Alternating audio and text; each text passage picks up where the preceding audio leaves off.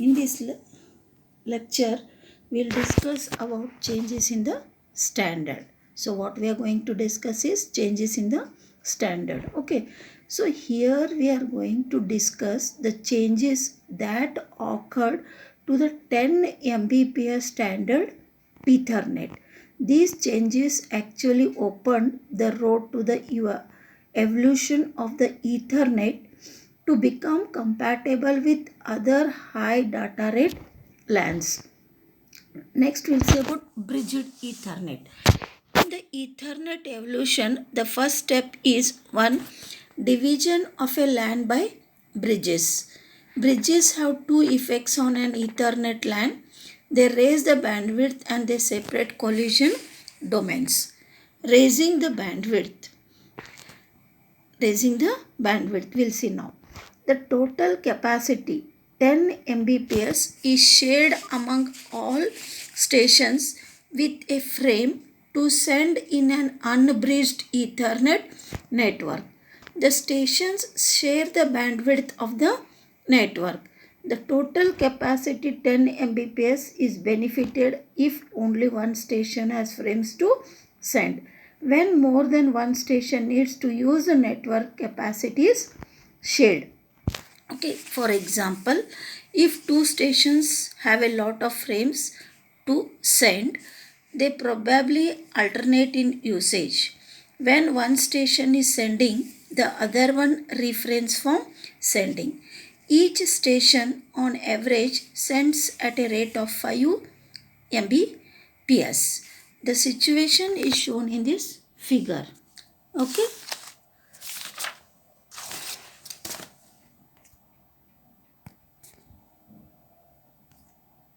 So you can see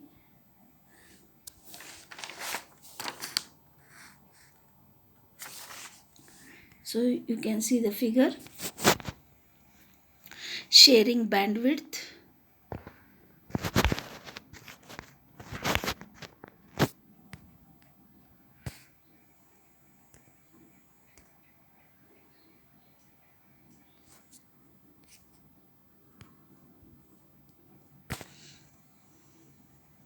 So you can see this figure, the figure showing sharing bandwidth. Okay, sharing bandwidth. Is it clear? You can see first station, second station. Okay, you can see how they are sharing the bandwidth. Okay, of 5 Mbps. So you can see 5 Mbps here. Okay, is it clear? So when this station is sending, this is not sending, and when this is sending, this is refrained. You can see here first station is sending, whereas you can see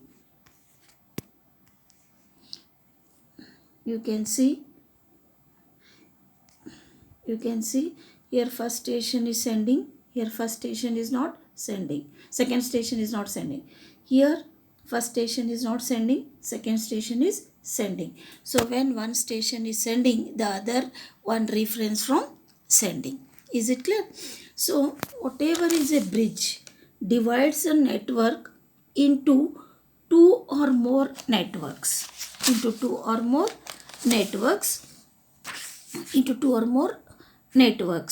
So each network is independent bandwidth wise.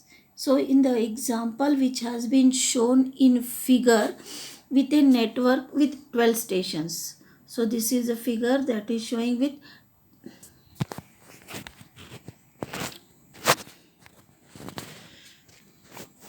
12 stations. So you can see how many stations are there? Total 6 plus 6, 12 stations. Okay, 12 stations. It is divided into two networks, each with 6 stations. So this is one network, 6 station. This is one network with 6 stations. Each network has a capacity of 10 Mbps. The 10 Mbps capacity in each segment is now shared between 6 stations, actually 7, because the bridge acts as a station in each segment. So you can see this bridge acts as segment in each segment. The bridge acts as a station in each segment. So this is with bridge, this is without bridging. Not 12 stations. Okay, each station theoretically is offered 10 bar 7 Mbps instead of 10 bar 12 Mbps in a network with heavy load. Okay, heavy load. Is it clear? If we further divide the network, more bandwidth can be gained for each segment. For example, if we use a 4-port bridge, each station is now offered 10 bar 4 Mbps, which is 3 times more than an unbridged network. Okay, so next we'll see about separating collision domains. One more advantage of a bridge is the separation of the collision domain. So there is a figure, we'll see that figure.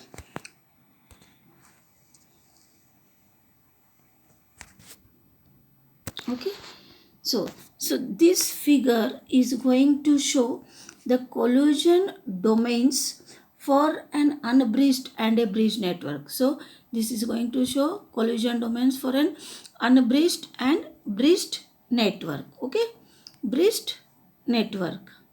Bridge network, the collision domain becomes much smaller and the probability of collision is reduced tremendously. 12 stations center content for access to the medium without bridging. With bridging, only 3 stations centered for access to the medium. Okay. Next, we'll see about switched Ethernet. So, whatever is the idea of a bridged LAN,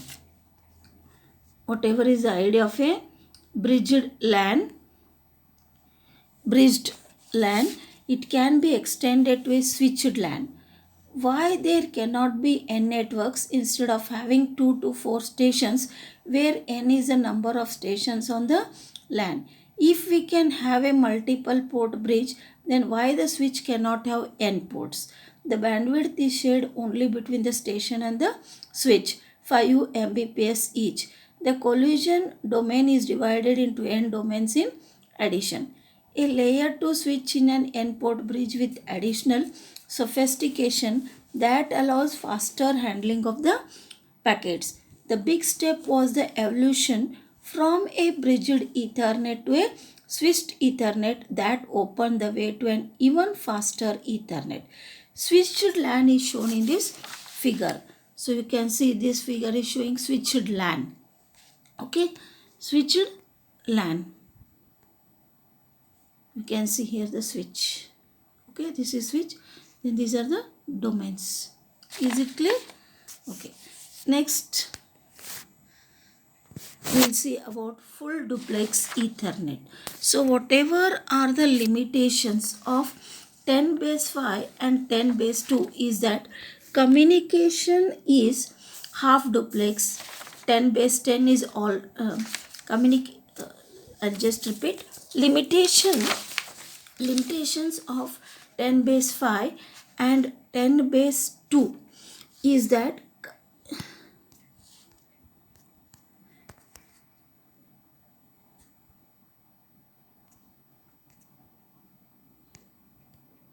so I'll discuss about full duplex Ethernet. So the limitations of 10 base 5 and 10 base 2 is that communication is half duplex.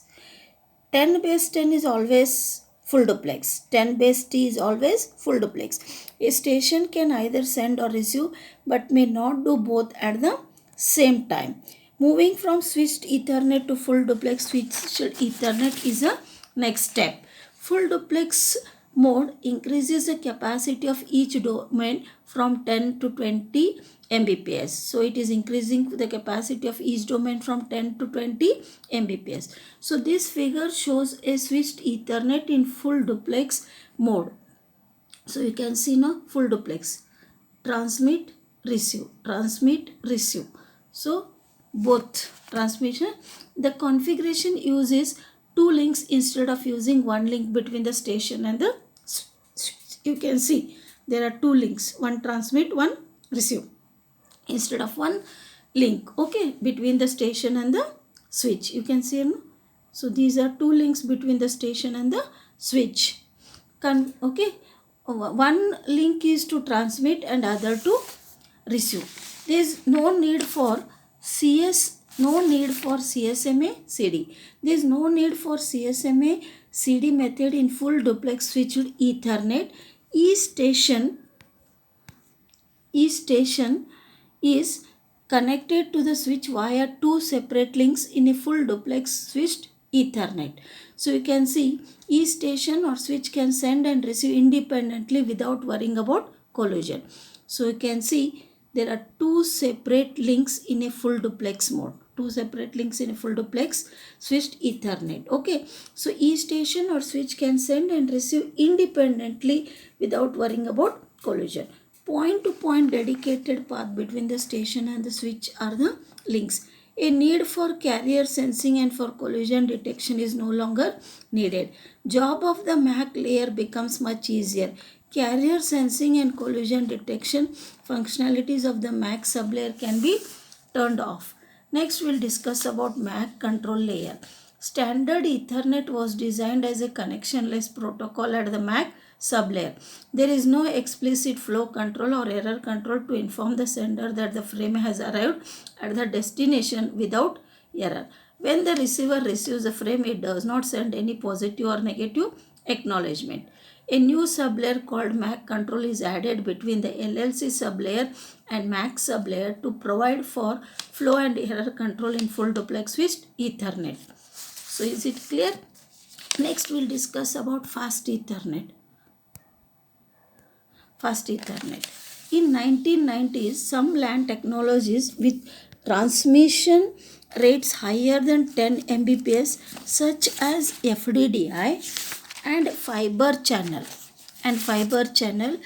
appeared on the market. If the standard Ethernet wanted to survive, it had to compete with these technologies. So a new generation called fast Ethernet was introduced by increasing the transmission rates to 100 Mbps, where there was a big jump to Ethernet. Okay, so designers of the fast Ethernet however needed to make it compatible with the standard Ethernet.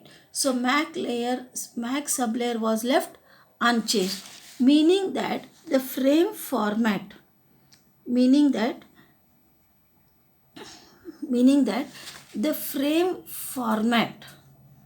and the maximum and minimum size could also remain unchanged. By increasing the transmission rate, features of the standard Ethernet that depend on the transmission rate, access method and implementation had to be reconsidered. Goals of the fast Ethernet can be summarized as follows. So now we'll see what are the goals of the fast Ethernet. 1. Upgrade the data rate to 100 Mbps. Second goal is make it compatible with standard Ethernet. Third is keep the same 48-bit address. Fourth, keep the same frame format. Okay, frame format.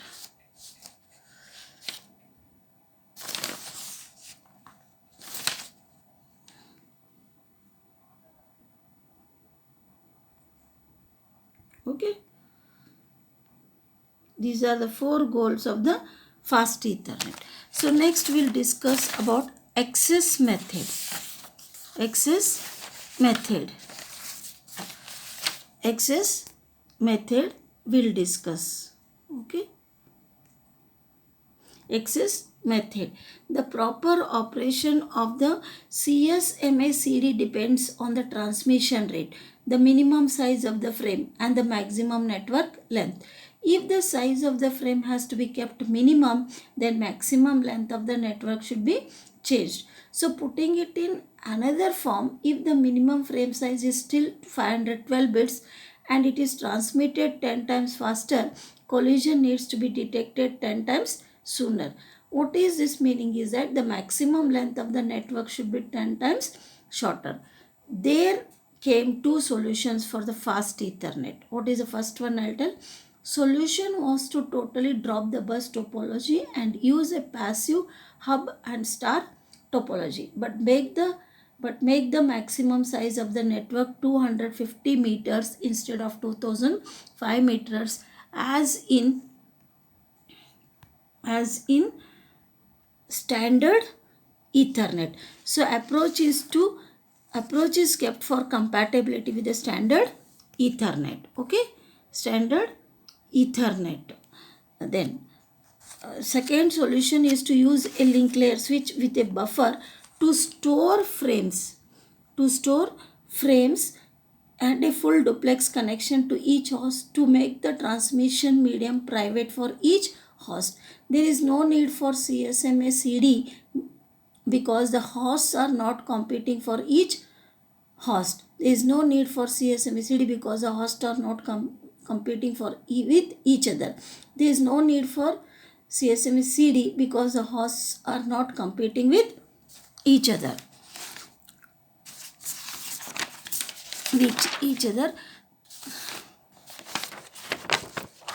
The link layer switch. The link layer switch receives a frame from a source host and stores it in the buffer with waiting for processing. The destination address is checked and sends the frame out of the corresponding interface. Full duplex mechanism is a connection to the switch. Destination address can even send a frame to another station at the same time that it is receiving a frame. The shared medium is changed to many point-to-point media and there is no need for contention. Okay. So this is about that. So next we'll discuss about auto negotiation. This is a new auto negotiation. So now we'll discuss about auto negotiation. This is a new feature added to fast Ethernet. This allows a station or a hub a range of capabilities. Auto negotiation allows two devices to negotiate the mode or data rate of operation, designed particularly to allow incompatible devices to connect to one another. Example, a device with a maximum data rate of 10 Mbps can communicate with a device with a 100 Mbps data rate, which was designed particularly for these purposes. So for what purposes this auto negotiation was designed? The goal of auto negotiation as follows. It was designed particularly for this purpose. What is the first one is to allow incompatible devices to connect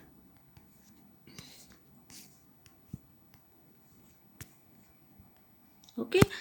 So for this purpose it was designed.